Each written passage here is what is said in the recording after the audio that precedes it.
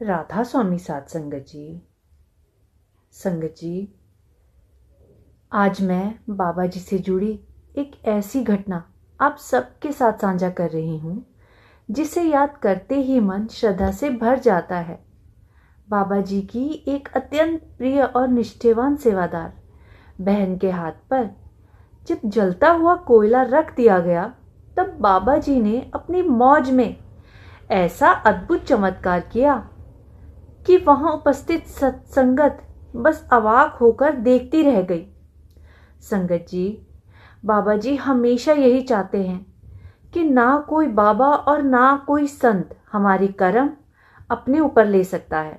बाबा जी संत महात्मा कभी भी अपनी करनी का श्रेय अपने नाम नहीं आने देते। वे तो सदा यही कहते हैं कि हर जीव को अपने कर्मों का हिसाब स्वयं ही देना होता है। लेकिन संगत जी, ऐसा कहने के पीछे बाबा जी की गहरी मौत छिपी होती है, जिसे हम अक्सर समझ ही नहीं पाते। अब संगत जी, मैं आपको डेरा ब्यास से जुड़ी दो बिल्कुल सच्ची घटनाएं सुनाने जा रही हूँ, जिन्हें सुनकर ये स्वयं सिद्ध हो जाएगा कि जब गुरु अपनी मौज में होते हैं, तब वे हमारे सबसे भारी कर्मों को भी अपने ऊपर ले लेते हैं और कभी ये नहीं कहते कि मैंने तेरे कर्म उठा लिए। मैं आप सभी से विनती करती हूँ कि इन घटनाओं को प्रेम पूर्वक और ध्यान से सुनिए। तभी आपको ये अनुभव होगा कि बाबा जी किस तरह चुपचाप अपनी संगत के कर्म अपने ऊपर ले लेते हैं और हम नामदान जीव उस रहस्य को समझ ही नहीं पाते।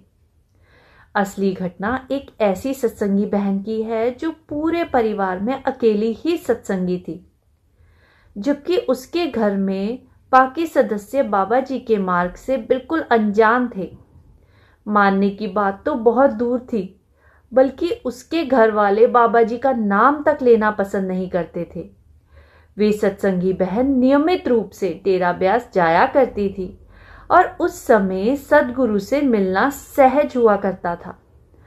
जब भी किसी संगत को कोई दुख या परेशानी होती, तो वो सीधे जाकर गुरु के चरणों में अपनी बात रख दिया करती थी। आज के समय तो संगत बहुत बढ़ गई है, इसीलिए प्रश्न उत्तर के नियम बना दिए गए हैं। उस सत्संगी बहन का नाम लाजो बीवी था। लाजो बीवी का डेरा और बाबा जी के प्रति अपार प्रेम किसी से छिपा नहीं था, लेकिन उसके घर में उसका पति और उसकी सास अक्सर इस बात पे चिंत रहते थे कि लाजो बीवी बाबा जी से इतना जुड़ी हुई है और डेरा जाती रहती है। लाजो बीवी ब्यास जाती थी और घर पर भी बार बार बाबा जी का नाम लेती रहती थी, पर इन बातों से उसे कोई फर्क नहीं पड़ता था। धीरे धीरे उसके डेरा जाने के कारण घर का वातावरण बहुत ज्यादा बिगड़ने लगा, और जब वातावरण बिगड़ने लगा तब लाजो बीवी भीतर से पूरी तरह टूट गई। तो एक दिन उसने रात को दिल का सारा दर्द बाबा जी के सामने रख दिया कि बाबा जी, मैं आपके लिए सब करना चाहती हूँ, लेकिन मेरे घर वाले मुझे कुछ करने ही नहीं देते। बाबा जी ने बहुत करुणा से उससे पूछा, बेटी, मुझे बस एक बात बता, क्या तेरे घर वाले तुझे रोटी देते हैं? लाजो बीवी ने बहुत ही भराई आवाज में कहा कि हाँ बाबा जी, रोटी तो देते हैं। तब बाबा जी ने फिर उससे अगला प्रश्न किया और प्रश्न करते हुए कहा कि बाबा जी, उससे बड़े प्रेम से पूछा, बेटी, क्या तेरे घर वाले तुझे ब्यास आने के अलावा भी तंग करते हैं या मारते हैं? तब लाजो बीवी ने विनम्रता से उत्तर दिया, नहीं बाबा जी, ऐसा तो कुछ नहीं है। मेरा पति मुझे केवल यही बात पर मारता है कि मैं ब्यास जाती हूँ। ये सुनकर बाबा जी ने बहुत शांति से कहा, बेटी, फिर तो तुझे मालिक का धन्यवाद करना चाहिए। कम से कम तेरा पति तुझे मारते हुए भी रोटी तो देता है। ये वचन सुनते ही लाजो देवी स्तंभ रह गई। उसने आश्चर्य से बाबा जी की ओर देखा और बोली, बाबा जी, ये आप कैसी बात कर रहे हैं? क्या रोटी के बदले मार खाना सही कहा जा सकता है? तो बाबा जी ने कहा कि थोड़ी बहुत मार भी पड़ रही है तो उसे चुपचाप सह ले, तू भाग्यशाली है। इसी में तेरी भलाई छुपी है। ये सुनकर लाजो बीबी के मन में अनेक प्रश्न उठने लगे। उसने साहस करके पूछा कि बाबा जी, क्या आपके अनुसार अगर कोई किसी को मार कर रोटी देता है तो वो ठीक है? तब बाबा जी ने करुणा से उत्तर दिया, बेटी, आज रात तू भजन सिमरन में बैठेगी तभी तुझे इस प्रश्न का उत्तर स्वयं मिल जाएगा। मन से उत्तर मिल जाएगा और सारे सवालों का बोझ भी उतर जाएगा। लाजो बीबी घर लौट आई। उस दिन वह थोड़ी देर से पहुंची थी, इसी कारण उसके परिवार में सवालों का बोझ और क्रोध में आकर अंगीठी में एक जलता हुआ कोयला उठा लिया और लाजो बीबी के हाथ की ओर बढ़ा दिया। उसने जलता हुआ कोयला अपने हाथ में रख लिया। दर्द से वो चीख उठी, जैसे पूरा शरीर कांप गया हो। लेकिन बाबा जी का हुक्म मन में गूंज रहा था कि आज हर हाल में भजन सिमरन पर बैठना ही है। और अपने दर्द को किसी तरह भीतर दबाकर भजन सिमरन में लाजो देवी बैठ गई। जैसे ही उसकी सूरत रूहानी मंडलों की ओर उठी, उसने पिछला जन्म साफ साफ दिखाई देने लगा। उसने देखा कि पिछले जन्म में उसका पति वही पिछले जन्म में उसका सौतेला बेटा था। उस जन्म में वे अपने 2 बेटे थे जिसमें से वो बहुत प्रेम करती थी, उन्हें बेहद लाड देती थी, लेकिन अपने ही सौतेले बेटे के प्रति मन में कभी ममता रखी ही नहीं थी और हर समय सौतेले बेटे को मारती पीटती रहती थी, उससे डांटती रहती थी और कई बार उसे रोटी तक नहीं देती थी। वह जैसे सूखी सी रोटी खाकर अपना गुजारा किया करता था। उससे 18 घंटे काम करवाती थी और बदले में खाने के नाम पर कुछ नहीं देती थी। एक दिन उससे घर का कोई सामान टूट गया तो क्रोध में आकर उसने जलता हुआ कोयला उसके मुंह में डाल दिया था, जिससे उसकी जीभ बुरी तरह जल गई थी और वो गूंगा हो गया था। वही सौतेला बेटा इस जन्म में उसका पति बनकर सामने खड़ा है। ये दृश्य देखते ही उसके होश उड़ गए। अगले ही दिन वे बदहवास सी बाबा जी के पास पहुंची और उनके चरणों में गिर पड़ी। और राजो बीवी रोते हुए बाबा जी के चरणों में गिरकर बोली कि बाबा जी, हे मेरे सदगुरु, तेरा कोटि कोटि धन्यवाद है। तूने मेरी आंखें खोल दी। जो कर्म इस आत्मा ने किए थे उनके सामने तो ये फल कुछ भी नहीं मिल रहा, वो बहुत ही कम है। पति मारता पीटता जरूर है लेकिन रोटी प्रेम से देता है। तभी उसकी दृष्टि अचानक बाबा जी की हथेली पर पड़ी। वहां भी जलन का वैसा ही निशान था जैसा उसके अपने हाथ में था। यह दृश्य देखकर लाजो बीवी स्तब्ध रह गई।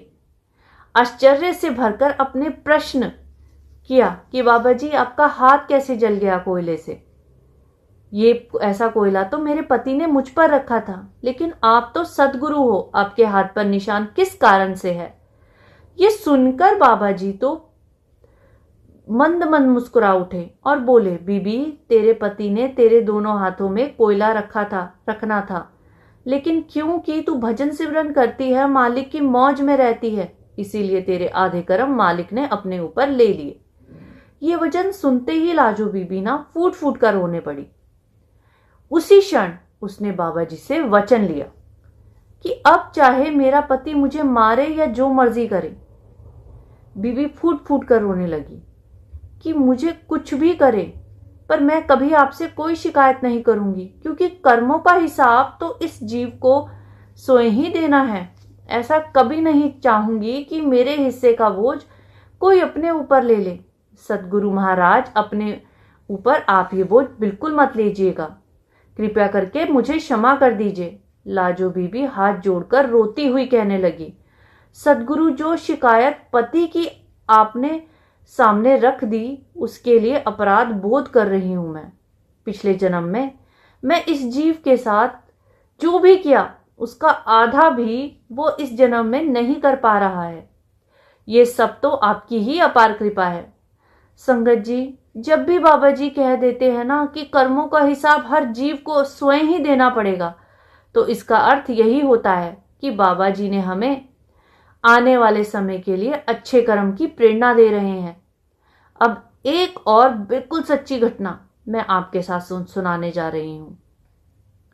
संगत के कर्म बाबा जी अपने ऊपर ले तो लेते हैं, लेकिन कभी ये नहीं कहते कि मैंने ये कर दिया, मैंने वो कर दिया और मैंने उसका कर्म उठा लिया। कर्मों का बोझ गुरु अपने ऊपर जरूर लेते हैं और कभी प्रदर्शन करते भी नहीं हैं। ये सुनाने से पहले मैं आप सब लोगों से छोटी सी विनती करती हूँ कि मेरे चैनल को जरूर सब्सक्राइब कीजिएगा और कमेंट बॉक्स में अपने शहर का नाम और राधा स्वामी लिखना ना भूलिएगा जी। तो हुआ यूं कि हजूर महाराज जी के समय की बात है ये। उस दिन हजूर जी डेरा ब्यास में अंबाला शहर में सत्संग फरमाने गए थे और वहां 7 दिनों तक ठहरना निश्चित था। जब महाराज जी अंबाला पहुंचे तो वहां का एक सेवक जो महाराज जी के अत्यंत निकट था, व्यक्तिगत रूप से उनसे मिलने पहुंचा और विनम्रता के साथ एक अर्जी रखी। उस सेवक ने आदर पूर्वक हजूर महाराज जी से अपनी बात कहना शुरू किया। सेवादार ने आदर पूर्वक कहा, महाराज, एक मित्र है जो लंबे समय से सत्संग सुन रहा है और मन लगाकर सेवा भी कर रहा है। अब उसके भीतर नामदान लेने की तीव्र इच्छा जाग गई है। विनती है कि आप उसे नामदान की बख्शिश कर दें। अपने इस निकट सेवादार की बात महाराज जी टाल ना सके और उन्होंने कह दिया, ठीक है, कल सुबह अपने मित्र को लेकर आ जाना। सेवादार ने यह संदेश जाकर अपने मित्र को दे दिया। अगले दिन सुबह तय समय पर अपने मित्र के साथ महाराज जी के समक्ष उपस्थित हो गया। महाराज जी ने जैसे ही मित्र पर दृष्टि डाली, सेवादार ने शांत स्वर में कहा, भाई, इसे नामदान नहीं मिल सकता। यह सुनते ही सेवादार हतप्रभ रह गया। सेवादार ने विनम्रता से कहा, महाराज जी, आने को तो आपने ही कहा था। तब महाराज जी ने करुणा से समझाया, बेटा, सेवा करना और सत्संग में आना बहुत अच्छी बात है, पर इसके कर्म अत्यंत भारी हैं, इसीलिए नामदान नहीं दिया जा सकता। संगत जी, यहां महाराज जी का संकेत स्वयं समझ में आ जाता है। जब गुरु नामदान देते हैं तो जीव के कर्मों का भार अपने ऊपर ले लेते हैं, और जब मना कर दिया जाता है तो सेवादार बार बार विनती करने लगा और कहने लगा, महाराज जी, आपने तो लाखों जीवों का कल्याण किया है, मेरे मित्र का भी कल्याण कर दीजिए। ये विनती बार बार दोहराई जाने लगी तो महाराज जी का करुणामय हृदय पिघल गया। अंत में महाराज जी ने सेवादार के मित्र को नामदान देने के लिए तैयार हो गए, पर नामदान से पहले एक शर्त रखी गई, जैसे ही नामदान दिया जाएगा उसी क्षण वापस लौट जाना पड़ेगा। इसके बाद कोई भी प्रश्न नहीं करेगा। सेवादार ने आदर से कहा, महाराज जी, जैसी आपकी इच्छा। इसके पश्चात महाराज जी ने सेवादार के मित्र को नामदान दे दिया और उसी दिन डेरा ब्यास लौट आए। ब्यास पहुंचते ही महाराज जी एक कक्ष में चले गए और सेवादार से कह दिया कि अगले 12 दिनों तक एकांत रहना है। साथ ही स्पष्ट निर्देश दे दिए कि कोई भी अंदर नहीं आएगा और मेरे काम में बाधा नहीं डालेगा। आवश्यकता होगी तो मैं स्वयं संदेश भेज दूंगा। इसके बाद महाराज जी अपने कक्ष से अंतर ध्यान हो गए। 3-4 दिन बीत गए, पर भीतर से द्वार खुला और ना ही कोई अंदर गया और ना ही कोई वस्तु बाहर मंगवाई गई। तब सेवादार के मन में ऐसी चिंता बढ़ गई।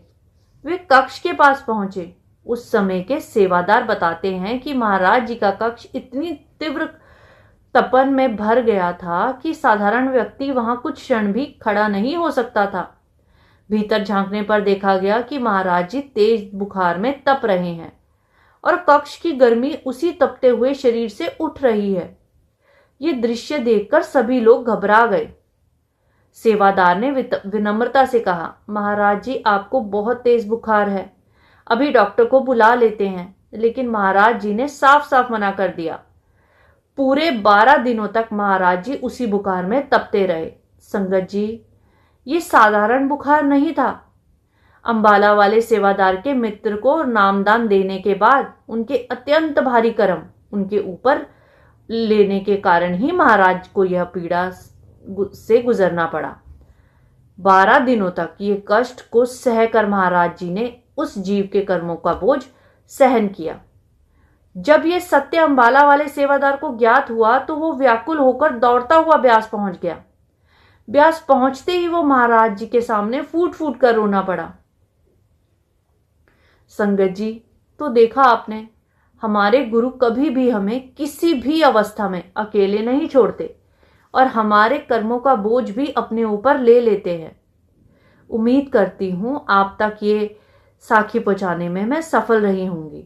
संगत जी, अब मैं आपसे एक ऐसी बात करना चाहती हूं जिसे सुनकर बहुत सारे सत्संगियों का दिल भी दुखा होगा और बहुत से सत्संगियों का मन बाबा जी से उठ गया होगा।